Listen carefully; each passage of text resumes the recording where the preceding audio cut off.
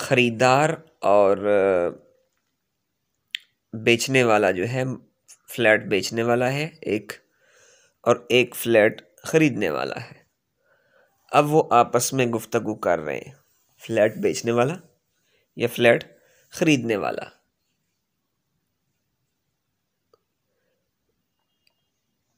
وہ کہتے ہیں المستاجر، المستاجر فلیٹ خریدنے والا، السلام علیکم۔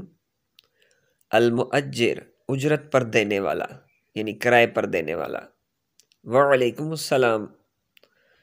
المستاجر فلیٹ خریدنے والا، اريد شقة من فضلک، من فضلک، پلیز مجھے ایک فلیٹ چاہیے، یعنی میں ایک فلیٹ دیکھنا چاہتا ہوں، مہربانی کر کے مجھے فلیٹ دکھائیں۔ اريد شقة من فضلک، میں ایک فلیٹ خریدنا چاہتا ہوں، یعنی فلیٹ لینا چاہتا ہوں۔ المؤجر اجرت دینے والا، لدینا شقة جمیلہ، ہاں ہمارے پاس بہت سے خوبصورت فلیٹ ہیں۔ ٹھیک ہے جی، جمع کے لیے شقات آئے گا، یہاں مونس واحد لگا ہوا ہے، تو اس کا مطلب وہ کہتا ہے ہمارے پاس ایک خوبصورت فلیٹ ہے۔ المستاجر مستاجر اجرت پر لینے والا، کم غرفتن فی شقتن، کتنے کمرے ہیں اس فلیٹ میں؟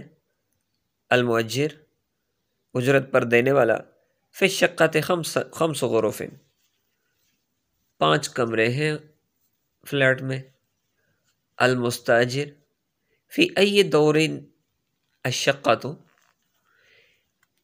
یہ جو فلیٹ ہے کون سی منزل پر ہے، کتنے نمبر والی منزل ہے؟ یعنی فلیٹ جو ہے مختلف، ایک بلڈنگ ہوتی ہے، ٹاور ہوتا ہے بڑا، اس کے اندر مختلف فلیٹس ہوتے ہیں، تو وہ پوچھ رہا ہے یہ فلیٹ کون سی منزل پر ہے؟ فرسٹ فلور ہے، سیکنڈ فلور ہے، تھرڈ فلور ہے، کون سا فلور ہے جہاں یہ فلیٹ ہے؟ المؤجر الشقۃ فی الدور الخامس، اجرت پر دینے والا کہتا ہے یہ 5th فلور یعنی 5ویں منزل پر یہ فلیٹ موجود ہے۔ المستاجر اريد مشاہدۃ الشقہ،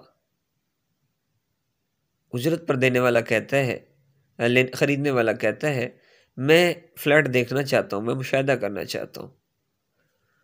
المؤجر تفضل،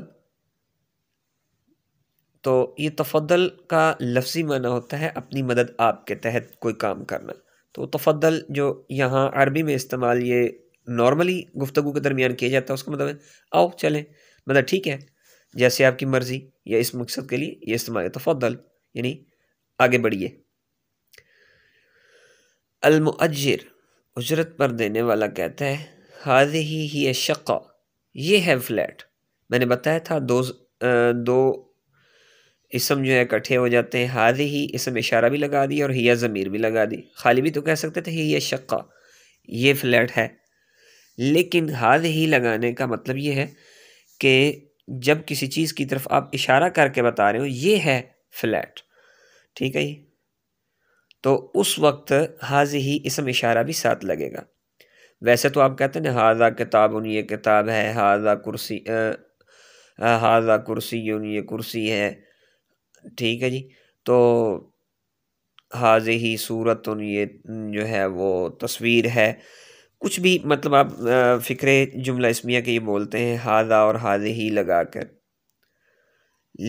اور خالی بھی آپ علیحدہ بولتے ہیں کہ ہوا صورت، ہی صورت، ہوا کرسی، یا ہی کرسی، مذکر مونس کے اعتبار سے علیحدہ علیحدہ، ہی من زیادت اور ہوا زید، تو آپ اشارہ یہ ہوا ضمیر اور ہی ضمیر کے ساتھ جو ہے وہ آپ واضح کرتے ہیں کہ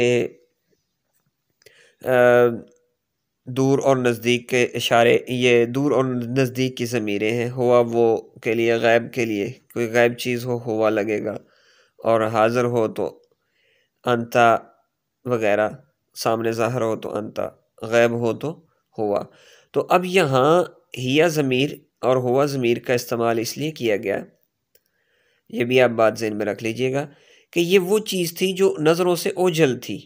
جس طرح پچھلے مکالمے میں اس کا جو والد صاحب تھے، ابو جی تھے، ان کا نظارہ اور میتف نہیں مل رہا تھا، پتہ نہیں چل رہا تھا، میتف اور نظارہ کا نہیں پتہ تھا، ان کی آنکھوں سے نظروں سے اوجھل تھا، تو انہوں نے اپنے بچوں سے پوچھا بھئی یہ اینک اور وہ کوٹ جو ہے وہ کہاں ہے؟ تو اس پر جب بچوں نے جواب دیا تو انہوں نے کہا ہذہ ہی نظارہ، ابو جی یہ ہے اینک، مطلب وہ جو چیز آنکھوں سے اوجھل تھی اس کے لیے ہیا کا ساتھ ضمیر لگائی ہوئی ہے، اس لیے یہ ضمیر ساتھ لگی ہے، ڈبل چیز ہے، یعنی جو نظروں سے اوجھل ہو۔ ہذہ ہی الشقہ، وہ کہتا ہے یہ ہے فلیٹ۔ المستاجر هذه شقۃ جمیلۃ، اجرت پر دینے والا کہتا ہے وہ بہت ہی، یہ فلیٹ بہت خوبصورت ہے، یعنی کہ جمیلۃ خوبصورت ہے، اچھا فلیٹ ہے، پسند آ گیا اب اسے۔ امید ہے آپ کو سبق کی سمجھ آ گئی ہوگی۔ اللہ پاک سے دعا ہے کہ اللہ پاک ہم سب کے علم و عمل میں اضافہ فرمائے۔ ملتے ہیں اگلی ویڈیو میں، تب تک کے لیے اللہ حافظ، السلام علیکم ورحمۃ اللہ وبرکاتہ۔